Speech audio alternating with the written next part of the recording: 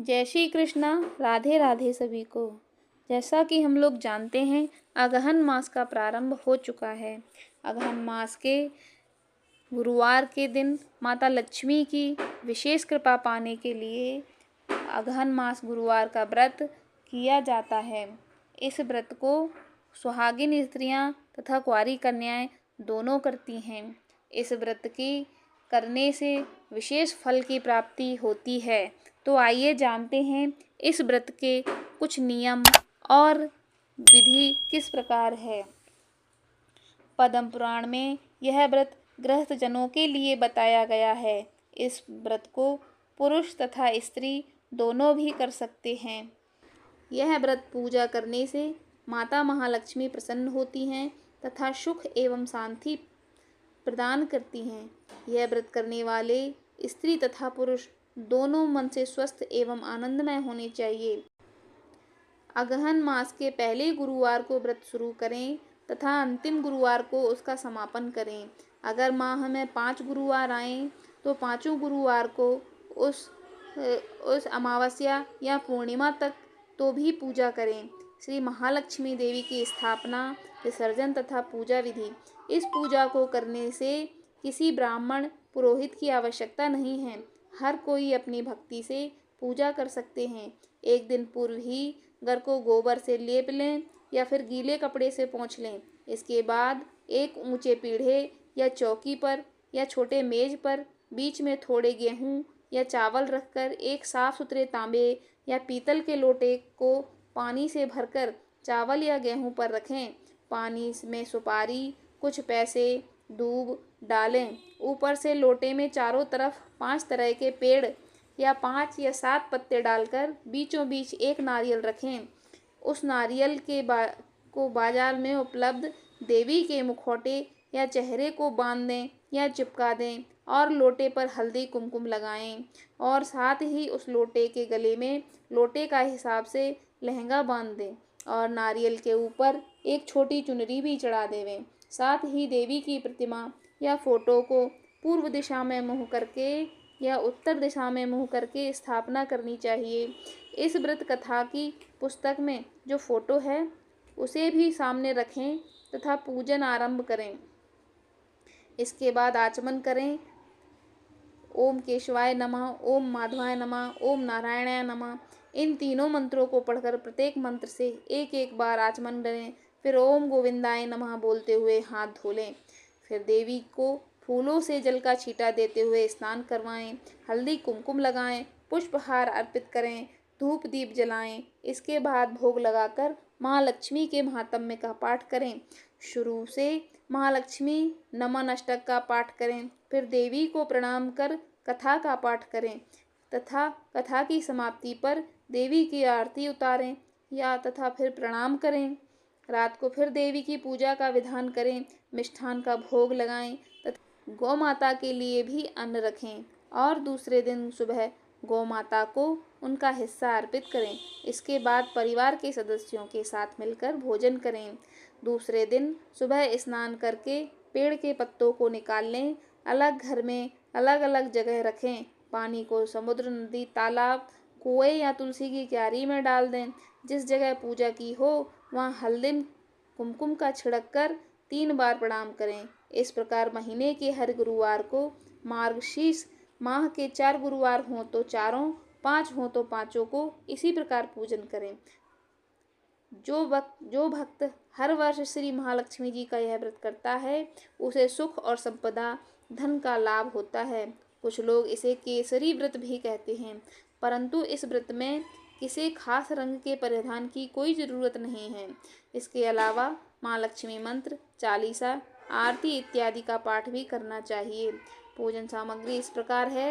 1 नारियल पानी वाला ले लें, 1 सुपारी लें, 1 हल्दी की गांठ, 1 रुपया या सोने या चांदी का सिक्का कलश में डालने के लिए, 1 पाटा चौकी या छोटा टेबल, 1 स्वच्छ धुला हुआ वस्त्र पाटा अथवा चौकी पर बिछाने के लिए, 1 कलश जिस पर नारियल की स्थापना हो सके, 5 प्रकार के फल और 5 प्रकार के पत्ते।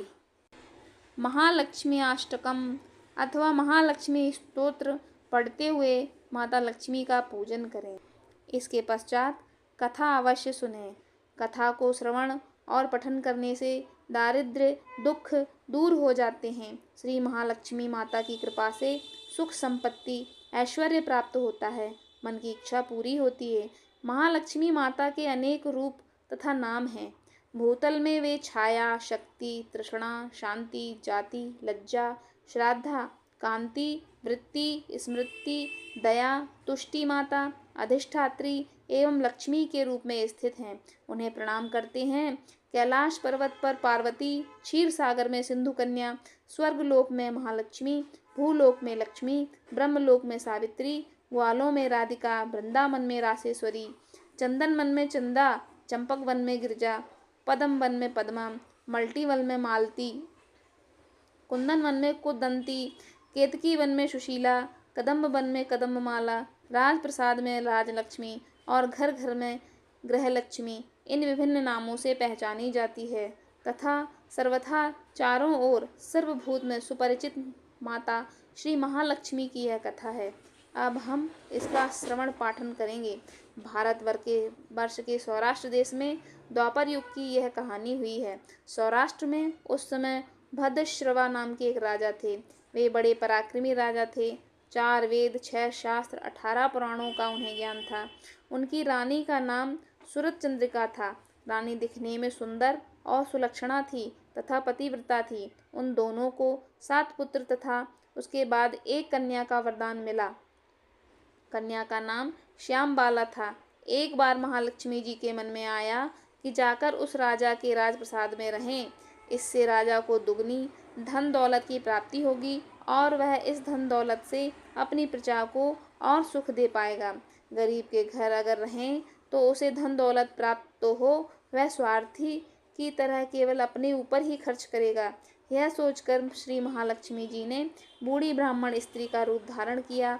हाथ में लाठी लिए लाठी के सहारे रानी के द्वार तक पहुंची। यद्यपि उन्होंने बूढ़ी औरत का रूप धारण किया था, पर चेहरे पर देवी का तेज था। उन्हें देखते ही एक दासी सामने आई। उसने इनका नाम, धाम, काम, धर्म पूछ डाला। वृद्ध ब्राह्मणी का रूप धरित माता लक्ष्मी ने कहा, बालिके, मेरा नाम कमला है। मेरे पति का नाम भुवनेश है। हम द्वारिका में रहते हैं। तुम्हारी रानी पिछले जन्म में एक वैश्य की पत्नी थी। वह वैश्य गरीब था। दारिद्र्य के कारण हर रोज घर में झगड़े होते थे तथा उसका पति उसे रोज मारता था। इन बातों से तंग आकर वह घर छोड़कर चली गई तथा वन जंगल में खाली पेट भटकने लगी। इसकी इस दुर्दशा पर मुझे दया आई। तब मैंने उसे सुख संपत्ति देने वाली श्री महालक्ष्मी की कथा सुनाई। मेरे कहने पर उसने श्री महालक्ष्मी का व्रत किया। श्री महालक्ष्मी प्रसन्न हुई। उसकी गरीबी दूर हुई। उसका घर संसार दौलत संपत्ति से भर गया। बाद में पति पत्नी दोनों परलोक सिधारे। महालक्ष्मी व्रत करने के कारण वे लक्ष्मी लोक में रहे। जिन्होंने जितने साल महालक्ष्मी का व्रत किया उतने हजारों साल उन्हें सुख भोग मिला। इस जन्म में उनका जन्म राजघराने में हुआ है, परंतु वह श्री महालक्ष्मी का व्रत करना भूल गई हैं। उसे यह याद दिलाने मैं यहाँ आई हूँ। बुढ़िया की बातें सुनकर दासी ने उन्हें प्रणाम किया तथा श्री महालक्ष्मी का व्रत किस तरह किया जाए इस बारे में बुढ़िया रूप धारण कर किए हुए माता लक्ष्मी ने दासी को पूजा की विधि और महिमा बताई। इसके बाद वह दासी माता को प्रणाम कर रानी को बताने अंदर चली गई। राज वैभव में रहते हुए रानी को अपने ऐश्वर्य का बहुत घमंड था। संपत्ति तथा अधिकार की वजह से वह उन्मत्त हो गई थी। दासी द्वारा बताई गई बुढ़िया की बातें सुनकर वह आग बबूला होकर राजद्वार पर आकर बुढ़िया रूपी श्री महालक्ष्मी पर बरस पड़ी। उसे यह मालूम नहीं था कि श्री महालक्ष्मी माता बुढ़िया का रूप धारण किए द्वार तक आई हैं, परंतु रानी का इस कदर रूख बर्ताव तथा अपना अनादर देख माता ने वहाँ ठहरना ठीक न समझा। वे वहाँ से चल पड़ी। राह में उन्हें राजकुमारी श्यामबाला मिली। उन्होंने श्यामबाला को सारी बात बताई। श्यामबाला ने अपनी और श्री महालक्ष्मी माता से क्षमा मांगी। माता को उस पर दया आई। उन्होंने श्यामबाला को श्री महालक्ष्मी व्रत के बारे में बताया। उस दिन अघन माह का पहला गुरुवार था। श्यामबाला ने परम श्रद्धा से श्री महालक्ष्मी का व्रत रखा। फलस्वरूप राजा सिद्धेश्वर के सुपुत्र मालाधर से उनका विवाह हुआ। वह धन दौलत ऐश्वर्य वैभव से मालामाल हो गई। पति के साथ ससुराल में आनंद से दिन बीतने लगी। इधर श्री महालक्ष्मी का रानी पर प्रकोप हुआ। फलस्वरूप राजा भद्रश्रवा का राज्य एक राज कारोबार में नष्ट हो गया। यहाँ तक कि खाने के लाले पड़ गए। ऐसी हालत हो गई कि एक दिन रानी ने राजा से निवेदन किया, हमारा दामाद इतना बड़ा राजा है, धनवान है, ऐश्वर्यशाली है, क्यों ना उसके पास जाएं, अपना हाल उसे बताएं, वह जरूर हमारी मदद करेगा। इस पर राजा भद्रश्रवा दामाद के पास रवाना हुए। राज्य में पहुंचकर एक तालाब के किनारे थोड़ी देर विश्राम लेने के लिए ठहरे। तालाब से पानी लेने आते जाते दासियों ने उन्हें देखा। उन्होंने विनम्रता से उनकी पूछताछ की। उन्हें यह मालूम हुआ कि वह रानी श्यामबाला के पिता हैं, तो दौड़ते हुए जाकर उन्होंने रानी को सारी बात बताई। रानी ने दासी के हाथ राज परिधान भेजकर बड़े ठाठ से उनका स्वागत किया तथा आदर सत्कार किया, खान पान करवाया। जब वे घर लौटने लगे तो सोने की मोहरों से भरा घड़ा दिया। राजा भद्रश्रवा जब वापस लौटे तो उन्हें देखकर रानी सूरजचंद्रिका खुश हो गई। उन्होंने सोने की मोहरों से भरे घड़े का मुंह खोल पर हाय भगवान, घड़े में धन के बदले कोयले मिले। यह सब श्री महालक्ष्मी के प्रकोप से हुआ। इस प्रकार दो दशा में और कई दिन बीत गए। इस बार रानी स्वयं अपनी कन्या के पास गई। वह दिन अघन माह का अंतिम गुरुवार था। श्यामबाला ने श्री महालक्ष्मी का व्रत किया, पूजा की, अपनी माता से भी व्रत करवाया। इसके बाद रानी अपने घर आई। श्री महालक्ष्मी का व्रत रखने पर उसे फिर से अपना राजपाट, धन दौलत, ऐश्वर्य प्राप्त हुआ। वह फिर से सुख शांति आनंदमय जीवन बिताने लगी। कुछ दिनों बाद राजकन्या श्यामबाला अपने पिता के घर आई। उसे देखकर सूरजचंद्रिका को पुरानी बातें याद आईं। यही वह श्यामबाला ने अपने पिता को घड़ा भर कोयला दिया था और उसे तो कुछ भी नहीं दिया था। इसी कारण श्यामबाला को पिता के घर आने पर उसका कोई आदर आतिथ्य नहीं हुआ, बल्कि अनादर हुआ। पर उसने इस बात का बुरा नहीं माना। अपने घर लौटते समय उसने पिता के घर से थोड़ा नमक ले लिया। अपने घर लौटने पर उसके पति ने पूछा, अपने मायके से क्या लाई हो? इस पर उसने जवाब दिया, वहाँ का सार लाई हूँ। पति ने पूछा, इसका मतलब क्या हुआ? श्यामबाला ने कहा, थोड़ा धीरज रखें, सब मालूम हो जाएगा। उस दिन श्यामबाला ने सारा भोजन नमक डाले बिना बनाया और परोसा। पति ने चखा, सारा खाना नमक बिना था, इसलिए स्वाद ना आया।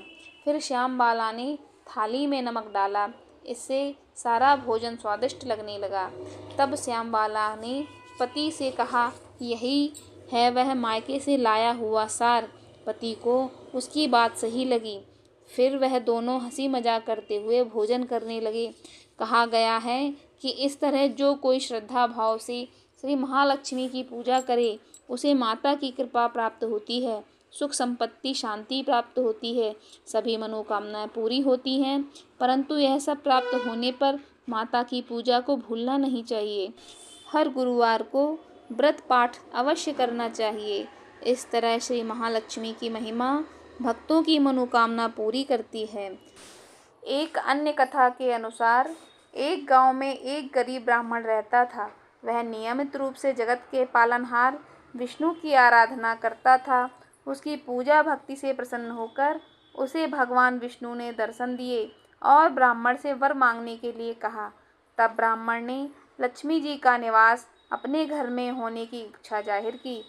तब विष्णु जी ने लक्ष्मी जी की प्राप्ति का मार्ग बताया। उन्होंने बताया कि मंदिर के सामने एक स्त्री आती है जो यहाँ आकर उपले थापती है। तुम उसे अपने घर आने का आमंत्रण देना, वही देवी लक्ष्मी है। विष्णु जी ने ब्राह्मण से कहा, जब धन की देवी माँ लक्ष्मी के घर तुम्हारे घर पधारेंगी तो तुम्हारा घर धन धान्य से भर जाएगा। यह कहकर विष्णु जी चले गए। अगले दिन वह मंदिर के सामने बैठ गया। लक्ष्मी जी उपले थापने के लिए आईं तो ब्राह्मण ने उनसे अपने घर आने का निवेदन किया। ब्राह्मण की बात सुनकर लक्ष्मी जी समझ गईं, यह सब विष्णु जी के कहने से हुआ है। लक्ष्मी जी ने ब्राह्मण से कहा कि मैं चलूँगी तुम्हारे घर, लेकिन इसके पहले तुम्हें महालक्ष्मी व्रत करना होगा। 16 दिनों तक व्रत करने और 16वें दिन रात्रि को चंद्रमा को अर्घ्य देने से तुम्हारा मनोरथ पूर्ण होगा। ब्राह्मण ने देवी के कहे अनुसार व्रत और पूजन किया और देवी को उत्तर दिशा की ओर मुँह करके पुकारा। इसके बाद देवी लक्ष्मी ने अपना वचन पूरा किया। मान्यता है कि इसी दिन से इस व्रत की परंपरा शुरू हुई थी। बोलिए माता लक्ष्मी की जय। अगर आपको ये कथा और यह वीडियो पसंद आया हो तो प्लीज़ एक लाइक कर दीजिए, और अगर आपको इसी तरह की वीडियो आगे देखना है तो प्लीज़ हमारे चैनल को सब्सक्राइब करें और हमारे मनोबल को बढ़ाएं। धन्यवाद।